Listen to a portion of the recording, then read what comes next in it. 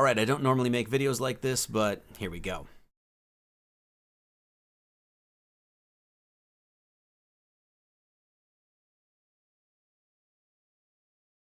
We're going to be taking a look at a picture that had supposedly been found sent at least once, but possibly up to 3 times by John Podesta in the Podesta WikiLeaks files.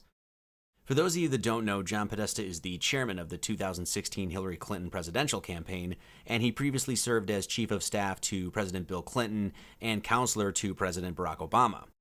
WikiLeaks for the past couple of weeks has been releasing thousands of his emails to the public, and they're being rifled through and sorted through right now.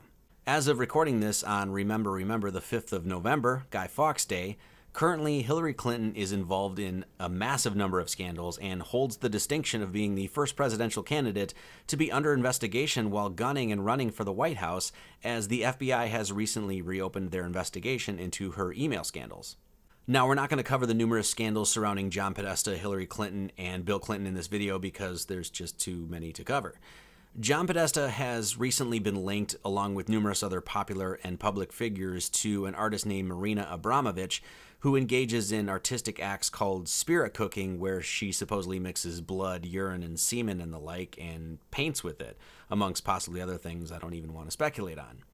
We are not going to discuss in this video Hillary Clinton's self-proclaimed mentor Robert Byrd, who was the head of the KKK, nor are we going to talk about the pay-for-play corruption happening through the Clinton Foundation. We're not going to talk about Jeffrey Epstein and what looks like a pedophile ring happening at his island/compound, where former President Bill Clinton has reportedly visited numerous times, even taking Jeffrey Epstein's private jet, what is deemed the Lolita Express by the press. And we're not going to talk about the video where Hillary lies for 13 minutes straight. We're not going to discuss the Benghazi scandal or how Debbie Wasserman Schultz helped steal the election from Bernie Sanders. That's just to name a few of the things that we're not going to cover in this video. What we are going to do is deconstruct and discuss the highly occult significance of what John Podesta is saying in this pic. We're going to be decoding this picture with symbolism, arithmomancy, which is known as the theological study of arithmetic, and gematria, as well as delving into richly mystical, spiritual, and occult themes. We're going to be using the septenary gematria cipher for the English alphabet for this video. So those of you who do not know this, or who are new to my channel, who have never heard of me before, or know of this study at all, please note there's a ton of information, blogs, books, numerous videos and interviews and the like to help you get familiar with the cipher we're going to use today. Everything I'm going to present to you in this video can be confirmed, validated, verified, and double-checked yourself. I will present nothing that cannot be demonstrably proven if you simply have the ability to spell and do basic arithmetic. Okay, here we go. Let's take a look at the de-occulting of John Podesta. This picture was found on the WikiLeaks archive email number 3999, and you can search it and download it yourself at wikileaks.org. The place I originally got this pic was from an account called MicroSpookyLeaks on Twitter, who, as of writing this morning, had their account suspended by Twitter. Pretty interesting. So the first thing we're going to do is look at the number 14 and the human hands. Your hands are what I consider to be a template for universal mathematics, and it's a concept I cover quite extensively in my books and videos. I have a 10-minute video entitled The Mathematics of the Human Body, and I'll link that below, if you would like to explore this concept further, in which I show how the mathematics of your hands contain things like the cycle and phases of the moon, women's periods and menstruation and ovulation, how a calendar can be created with your hands, and how your hands actually reveal the mystical and religious number 7, just to name a few things. So if you notice, Johnny P here has the number 14 written on his right hand. Now, your hand is actually composed of 14 phalanges, and phalanges are the little bone segments or sections on your hands. So you have 3 on each finger and 2 on your thumb, giving you 14 for your left hand and 14 for your right hand, coming together to be 28. The fish on John Podesta's left hand is a reference to the 14th letter of the Hebrew alphabet, known as Nun. Now, the 14th letter of the English alphabet is the letter N, which the word none actually begins and ends with N. And the word none in Hebrew actually means fish. So here we have John Podesta with a 14 on his right hand, and on his other hand is a fish, and the 14th letter of the Hebrew alphabet literally means fish. And notice the phonetic agreement of the Hebrew word nun, N-U-N, and the English word none, or N-O-N-E. This is something we'll cover again towards the end of the video. The fish is created by what is known in sacred geometry as the vesica piscis, or two circles resting on each other's centers, and the vesica piscis literally translates to the vessel of the fish. The center womb or overlap creates what is known as the very famous ichthys fish, a logo celebrated by the Dogon of West Africa. It's found in Islamic art. It's even found on the highly esoteric tarot deck. And of course, it's found in Christian iconography with Jesus nestled in the center of the womb or the overlap of the two circles.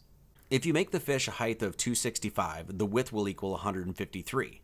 And 265 divided by 153 equals the square root of 3. The number 153 is mentioned in the book of John, where Jesus miraculously caught 153 fish. Now, the Holy Trinity is yet another esoteric concept shared and celebrated across the known world, and it is the one that John is directly referencing here. The Trinity is found in Hindu as in Shiva, Brahman, and Vishnu. It's found in Scandinavia as Odin, Freya, and Thor. It's the Father, Son, and the Holy Spirit in the Christian canon, Jupiter, Juno, and Minerva in the Roman mythology, and is found in ancient Egypt with Isis, Osiris, and Horus. Now, Osiris is known as the god of the afterlife, the underworld, and the dead, but more appropriately, he is the god of transition, resurrection, and regeneration. The concept of dying and being reborn, or death and resurrection, is an extremely prevalent theme in many myths across the known world, and known popularly in the modern parlance, of course, with the story of Jesus and the Passion of Jesus. The story of Osiris basically goes like this. The enemy of Osiris, Set, cut Osiris into 14 pieces, put him into a sarcophagus into the Nile River, and set him adrift. Isis, the mother goddess of Egypt, went to retrieve the pieces and only found 13, with the last piece, Osiris's penis, supposedly eaten by a fish in the Nile River. This myth is considered one of the most important myths in the Egyptian lexicon. So Osiris was cut into 14 pieces. A fish ate his penis, and Isis only found 13. 13 and 14. These numbers 13 and 14 found in this myth and riddle have a direct mathematical parallel that reveals an important phenomenon in our number line related to the infinite and transcendental number of pi, as well as to the number 42, with the number 42 being a number of high occult significance. When we walk up our number line, 0, 1, 2, 3, 4, 5, 6, 7, 8, 9, 10, 11, 12, 13, 14, and 15, if you notice, you can establish the first 5 digits of pi being 3.1415 in these three numbers, just as it unfolds in our number line. But that's not all. These three numbers, 13 plus 14 plus 15, when you add them together, equals 42. And 42 is the number of principles in the Egyptian Ma'at, what is known as the principles of law, order, and truth. Why 42? Well, here's your answer. It is found right in our number line, right where we find pi. 42 is also known as the answer to the mystery of life, according to Douglas Adams' Hitchhiker's Guide to the Galaxy, and 42 is also a number which God used to create the world in Kabbalistic study. If you mirror and square the first few numbers walking out of the base 10 system, you will find that these numbers will mirror themselves all the way up to the number 14. So when we mirror these numbers and square them, we find that 11 squared is 121, and the mirror of 11 is, of course, 11, and 11 squared is 121. So 121 and 121, they're mirrors. When we walk up to 12, 12 squared is 144. The mirror of 12 is 21, and 21 times 21, or 21 squared, is 441. 144 and 441, they're mirrors. 13 squared is 169. And the mirror of 13 is 31. 31 squared is 961. 169, 961. They are mirrors, and this is where the mirroring stops, at the number 14. 14 squared is 196, and the mirror of 14 is 41, and 41 squared is 1,681. 196 and 1681, the mirroring stops. Why is this significant? Because this is exactly where the decimal place in pi is established, between the numbers 13 and 14, right where the mirroring stops, and hence the significance of the number 14. This process of mirroring, reading things backwards and forwards and the like, was something lauded by famed occultist and member of the Order of the Golden Dawn, Aleister Crowley. Let him train himself to think backwards by external means, and set forth here the following. Let him learn to write backwards. Let him learn to walk backwards. Let him listen to the phonograph records reversed. Let him practice speaking backwards. Let him learn to read backwards. Instead of saying, I am he, let him say, ma I. The process of mirroring is essential to the practices of the occult.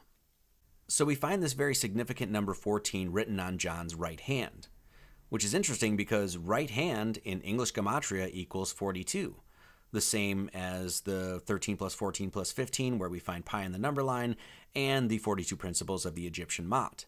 It's very interesting to note in biblical scripture the amount of times that you read references to sitting at the right hand of the Father. A few notables are here.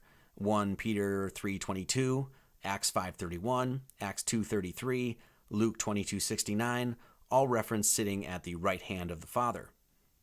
The esoteric reason that the Father sits on the right side is that when you face north, or towards the pole star, if you will, the sun rises in the east, or in other words, it rises on your right side, and hence why so many religions will pray to the east, because that is where the sun rises to announce the glory of a new day. The fish on John's left hand is known in astrology to be Pisces, and is referenced in the womb where the fish is illustrated, or the Vesica Piscis. Pisces. Pisces in English gematria equals 28. And thus, if we add the 14 on John's right hand and Pisces, or 28, on John's left hand, we find yet again the number 42. Now, this last point is where we hit the pedal to the metal and where the rubber meets the road, so to say. Remember, we discussed that the fish in the Hebrew alphabet is known as the nun, or the N-U-N, which is phonetically identical to the English word none, or N-O-N-E, meaning nothing or zero or no thing. When we use the septenary system on the word zero, meaning none, through the words 14, the most astonishing number is revealed. So here we put the numbers to the letters of the words 0, 1, 2, 3, 4, 5, 6, 7, 8, 9, 10, 11, 12, 13, and 14, just as it's written on John's hand. None, or the fish, or none, or 0, and 14. When we put the numbers to the letters of the words 0, 1, 2, 3, 4, 5, 6, 7, 8, 9, 10, 11, 12, 13, and 14, the most astonishing number is revealed. We reveal the number 322.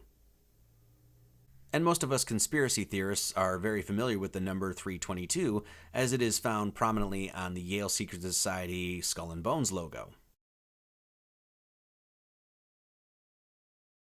What's more, fish in English gematria equals 23, thus giving us two numbers, 23 and 14. Do you know what 14 times 23 is? I'll let you do that math. So here you have John Podesta clearly expressing deep occult knowledge, and all he is doing is raising his hands and putting a fish on one and the number 14 on the other. And those that know what he is saying will know exactly what he is saying. And those of us that don't know, well, apparently you, like I, were never invited to their club, and they never wanted us to know. The important thing to remember, and this is the point that I like to reiterate all the time, is that dark magic, black magic, Satanism, demon worshipping, sadistic occultism, whatever kind of terminology you want to use to describe it, the important thing to remember is that the most egregious and vile action one can take is to take that which is pure, good, beautiful, and sacred and pervert it, and distort it, and destroy it. These people are not just purely engaged in evil acts. Of course, they do that stuff to a T as well, but they go far beyond petty offenses and moral violations. They take the pathway to God, the Great Spirit, the knowledge system to understand man's connection to it, and they hide it. They corrupt it, they bastardize it, and they keep such knowledge for themselves, so that generationally they can declare themselves as sacred and you as profane. And this pathway is, and always has been, right in front of you. These people, by being masters of deception and masters of psychology, and using powerful suggestion, words, spells, mathematics, and symbol with wicked and insane means and methods, take the light of knowledge, the light of wisdom, the light of truth, the light of the Creator himself, and mask it, and in return present you with lies and deceit. And they do all this secretly, so no one ever suspects a thing. Their power is to trick you in believing that the wicked ideologies they embrace behind the scenes don't even exist. The greatest trick the devil ever pulled was convincing the world he didn't exist. And don't think that all this evil is coming strictly from the left or the Democrats solely. May I remind you that John Kerry and George W. were both bonesmen, or members of the Yale secret society, the Skull and Bones. A good thing to remember, evil has no allegiance except to itself. Dark magicians and dark occultists run our world. And the sooner that we come to realize this, the better off humanity is going to be. It's a hard thing to accept. It's a hard thing to stomach. It's a bitter pill to swallow. But we need to recognize this for our own proliferation and for the proliferation of true spirit upon this earth. There are very twisted, very sinister people that work in concert behind the scenes to perpetuate a very disturbing, very immoral, and downright evil agenda. And we as a humanity need to stop this. It is literally in our hands. The late great comedian George Carlin does a great job of summing up this whole phenomenon. Because they own this fucking place. It's a big club, and you ain't in it. You and I are not in the big club. By the way, it's the same big club they used to beat you over the head with all day long when they tell you what to believe. All day long, beating you over the head in their media, telling you what to believe, what to think, and what to buy. The table is tilted, folks. The game is rigged. Well, let me just say this to John and Hillary and the corrupt people at the DNC and the globalists and whoever else you were all working with. Guess what? I'm not interested in being part of your club and whatever disgusting and sick shit you and your ilk like to do. No thanks. I want to see you and your crimes against humanity exposed, and I, like so many others, want everyone else involved in your schemes to be brought forward with appropriate justice served. People have asked me before, what do you think these people are doing? What kind of sick stuff goes on underground and behind closed doors? And my response is always, I have no idea. I'm not a psychopath. Couldn't tell you. To address you, John, directly, I don't know what kind of blood rituals or spirit cooking or pedophile rings you may be involved in, but I do know the deep and rich significance of the symbolism and numbers on your hands. So I'm going to use these hands. This template for universal mathematics to spread knowledge, wisdom, light, and love. So, Johnny, the next time I see you with your hands up, I really hope it's preceded by, you're under arrest.